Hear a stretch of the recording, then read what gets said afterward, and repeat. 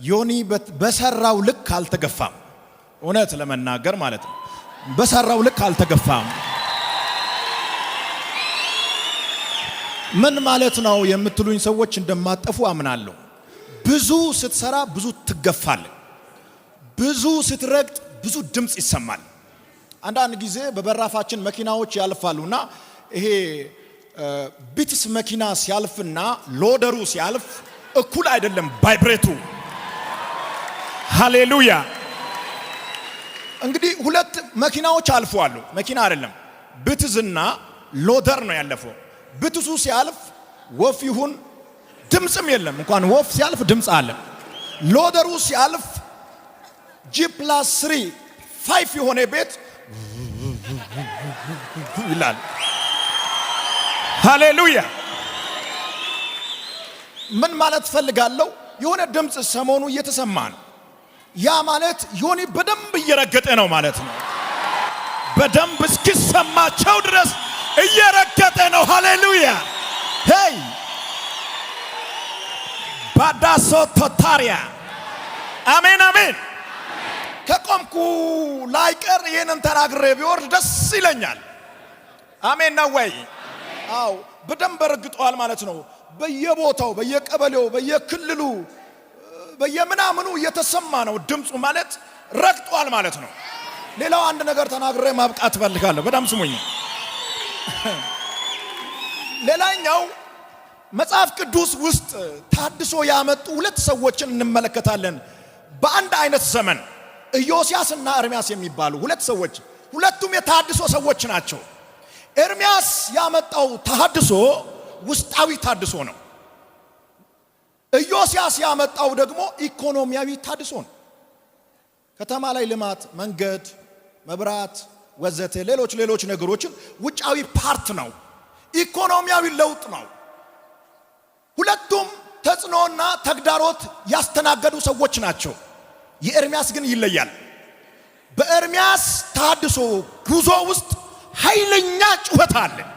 ከሰው አልተበደረም፣ ገንዘብ አልወሰደም፣ ያንተን መኪና ስጠኝ ብሎ አልወሰደም፣ የሰውን ካርታ ፍላን አልቀማም። ግን ይጮሃሉ፣ ይረግማሉ። አንተ ብትጠፋ ይላል።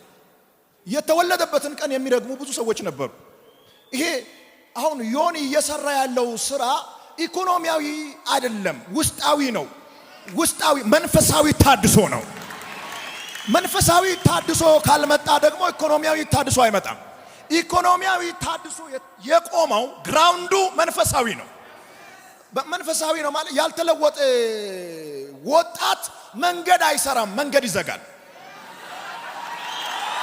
ተግባባን ወይ? ሃሌሉያ ሃሌሉያ። እውነትርኮ ነው። ያልተለወጠ ወጣትን በገንዘብ አትለውጥም። ወጣትን መኪና ሰጥተህ አትለውጥም። ወጣትን የሚፈልገውን ሰጥተህ አትለውጥም። ወጣትን በእግዚአብሔር ቃል በማስተማር በመናገር ትለውጠዋለህ። የተለወጠ ወጣት ቅድም እንዳለው ወጣት ምንም የለውም ብሏል። ወጣት ምንም የለውም ግን አለው፣ ብዙ ነገር አለው። መንፈሳዊ ለውጥ በወጣት ላይ ከመጣ ወጣት አገር መገንባት ይችላል። አሜን ነው ወይ? እኔ አምናለሁ ኢትዮጵያ አብዛኛው ፓርት ከ175% የሚገነባው በመልካም ወጣት ነው።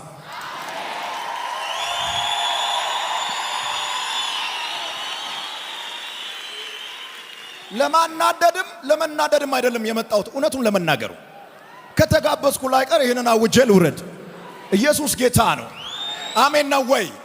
ስለዚህ ኤርሚያስ ያስተናገደው ታድሶ ሌሎች ውጫዊውን ፓርት ነው የሚናገሩት። እሱ ግን አልፎ የሰዎችን ልብ ስለሚነካ ሰዎች ይጮሃሉ፣ ቫይብሬት ያደርጋሉ፣ ድምጽ ያሰማሉ።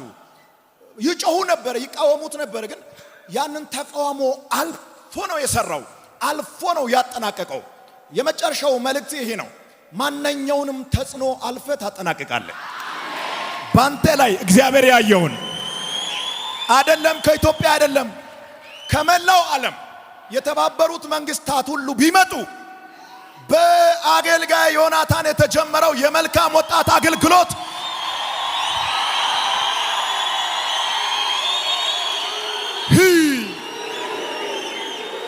ኢየሱስ ያድናል። ይሄ ደግሞ አዲስ ዳይሜንሽን ይመስለኛል። እስኪ አጠገብ ያለው ደገፍ ብለህ አሜን በል። ነው እንደዚህ ያላችሁ ሰዎች ወደ ኋላ ደገፍ በሉና ሪላክስ አሜን ይበል አንድ ሰው። ስለዚህ መናገር ፈልጋለሁ። በጣም ሰርቷል ዮናታን፣ በጣም ነው የሰራው። በሰራው ልክ አልተገፋም፣ በሰራው ልክ አልተወራበትም። በጣም ትንሽ ነው የተገፋው፣ በጣም ነው ትንሽ። ሌላው ደግሞ በጣም እየጨመረ ስለሚሄድ ያኛውም እየጨመረ ይሄዳል፣ አያቋርጥም። እኔ ይሄንን ተንብዬ አልሄድም። ከዚህ በኋላ የሚናገር ሰው የለም፣ ሚነካ ሰው የለም ብዬ መሄድ አልፈልግም።